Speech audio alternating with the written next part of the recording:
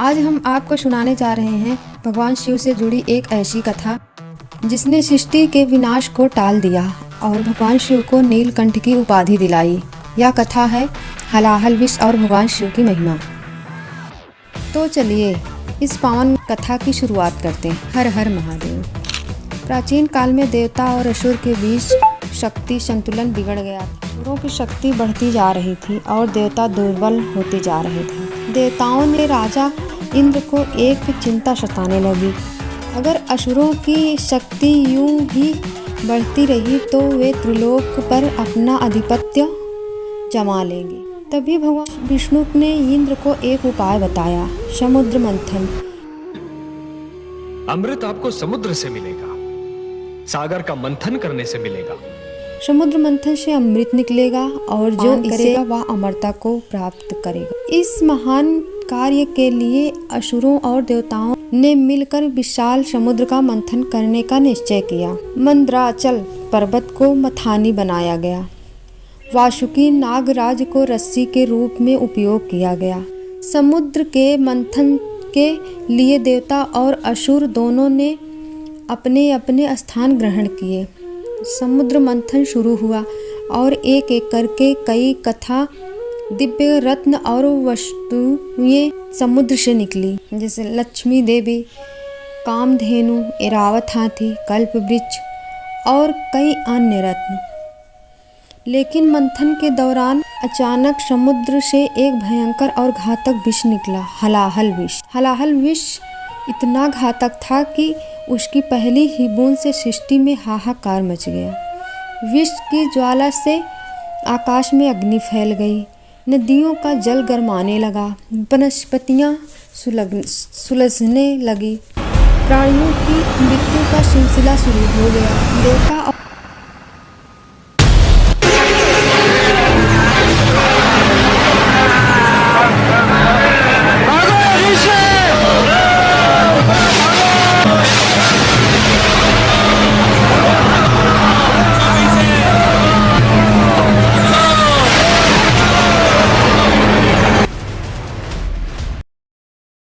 और असुर दोनों ही इस विकराल विष की तीव्रता से भयभीत हो उठे। उन्हें समझ नहीं आ रहा था कि इस महाविनाश को कैसे रोका जाए। तभी सभी देवता ब्रह्मा जी के पास पहुँचे, परंतु उन्होंने कहा, यह विष इतना प्रचंड है कि उसका समाधान केवल एक ही देवता कर सकते हैं, भगवान शिव। अब सभी देवता कैलाश पर्वत की ओर चल पड़े, जहां भगवान शिव गहन ध्यान में लीन थे। कैलाश पर्वत पर भगवान शिव गहन समाधि में थे। देवताओं ने शिव का ध्यान भंग करने के लिए भक्ति भाव से ओम नमः शिवाय का जाप किया। समाधि से बाहर आकर भगवान शिव ने देवताओं से कारण पूछा। देवताओं ने हाथ जोड़कर निवेदन किया, हे महादेव, सृष्टि पर विनाश का संकट मंडरा रहा है। हलाहल विष से संपूर्ण संसार नष्ट हो सकता है। आप ही हैं जो इस संकट को समाप्त कर सकते हैं। भगवान शिव को सृष्टि के हर प्राणी की चिंता थी। वे करुणा और त्याग के प्रतीक हैं। उन्होंने बिना किसी देरी के वह घातक विष अपने हाथ में लिया और उसे पी लिया। लेकिन यह एक रहस्य छिपा था। भगवान शिव ने उस विष को न तो निगला और न ही उगला, बल्कि उसे अपने कंठ में ही रोक लिया।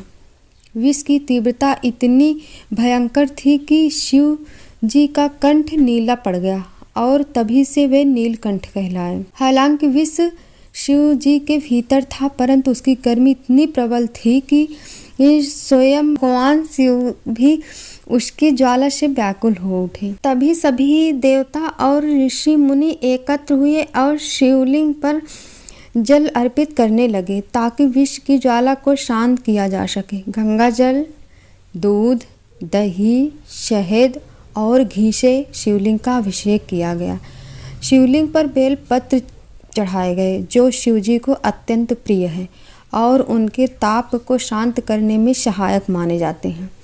इसी परंपरा से महाशिवरात्रि के दिन शिवलिंग का जल और दूध से अभिषेक करने की परंपरा शुरू। यह थी हलाहल विष और भगवान शिव के निस्वार्थ बलिदान की कथा। अगर आपको यह गाथा पसंद आई हो तो वीडियो को लाइक करें, अपने मित्रों और परिवार के साथ साझा करें और हमारे चैनल को सब्सक्राइब करना ना भूलें।